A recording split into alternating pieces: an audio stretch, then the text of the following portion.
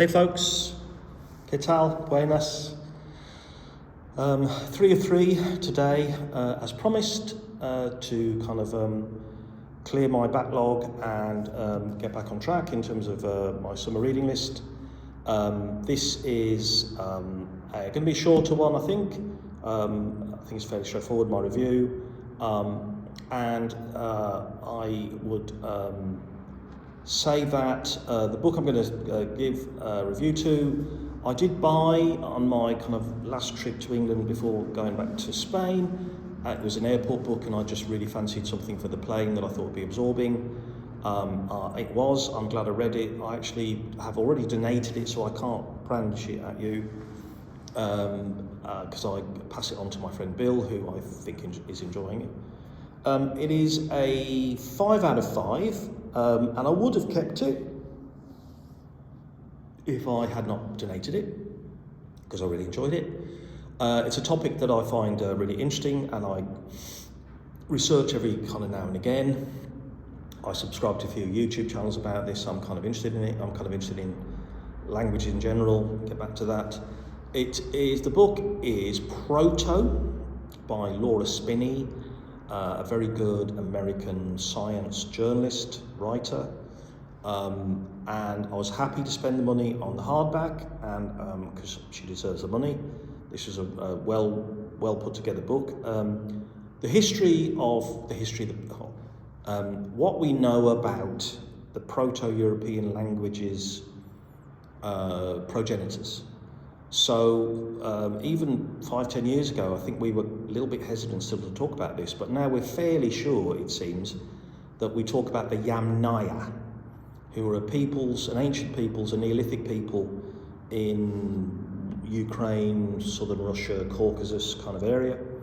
The Yamnaya, who we believe 5,000 years ago, so 3000 BC, right, who developed the wheel, who domesticated the horse to the extent of, I think people used to eat horses.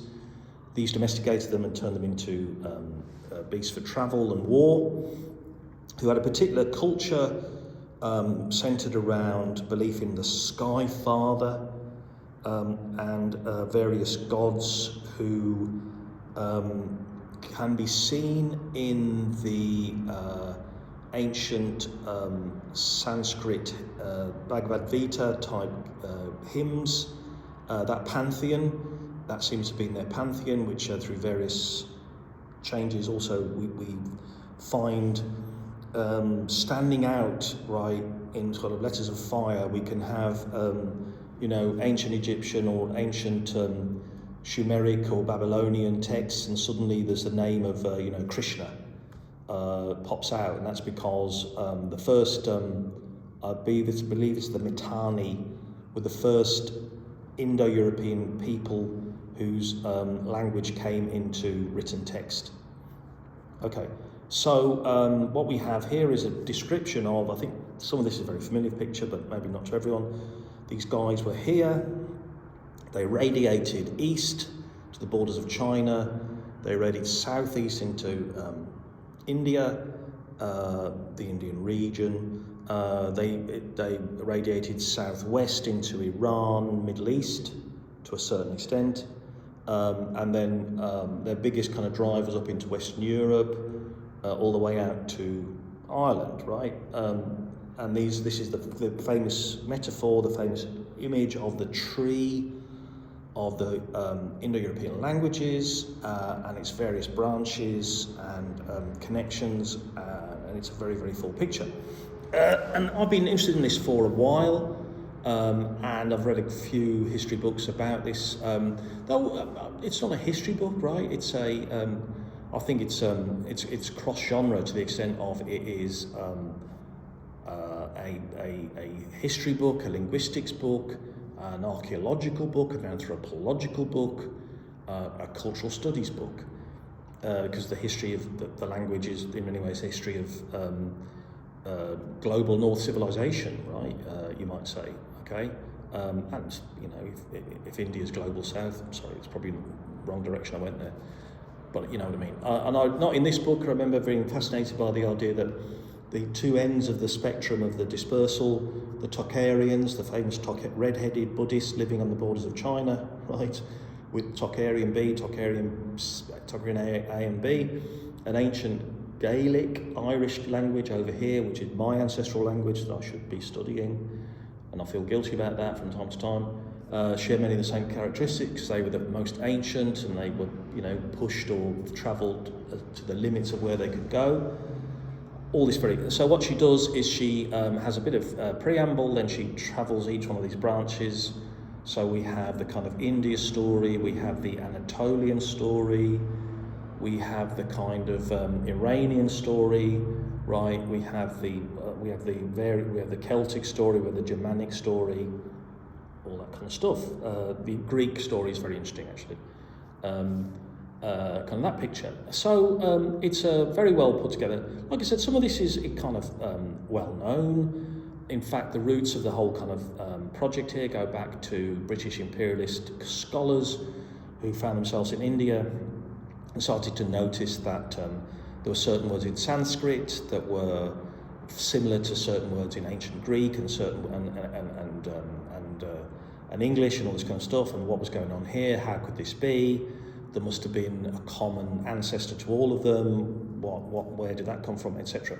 What is new in the book, and this is why, in a way, it's okay for me not to have the book, because in 2 years' time it'll be outdated. Is there's a lot of genetic archaeology and kind of database sifting going on here, which is why the kind of Yamnaya thing is very well put together. Also,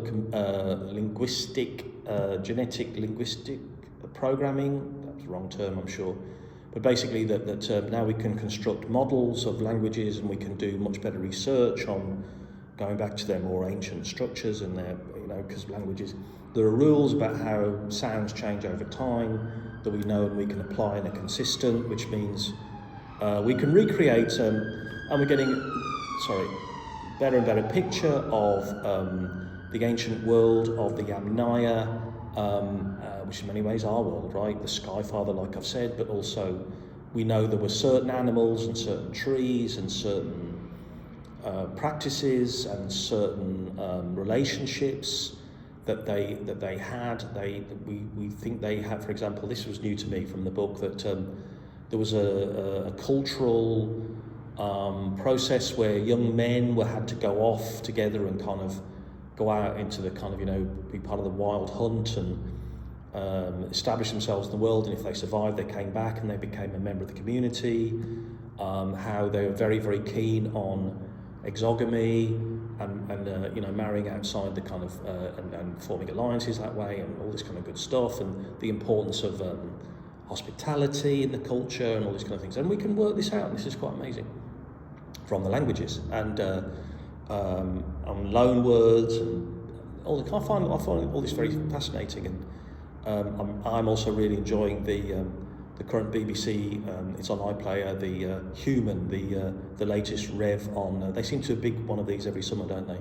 The latest rev on Homo sapiens and the Out of Africa story and all that kind of good stuff. So, putting it together, I thought it was a really good book. I really enjoyed it. A lot of information that I didn't know. I think it's a fascinating topic. I should say that as a teacher of English as a second language, as my other job, I absolutely appreciate that I should learn and be learning, but my life would be so much simpler if I finally properly learned Spanish. Like I said, Irish is my ancestral tongue, and I should be paying it much more serious attention than I do. And long and short of it, good book, good topics, a good topic for a certain kind of person interested in that kind of history and that kind of cultural studies, I think. And so I'd recommend it. Now I'm going to go off and do some work, other project work, paid for work, and I will get back to the 2 books I have on the go, and I'll give you an update on those hopefully in a few days, and hopefully not a month. Okay, everyone, hope you're enjoying the weather wherever you are, and I shall see you soon.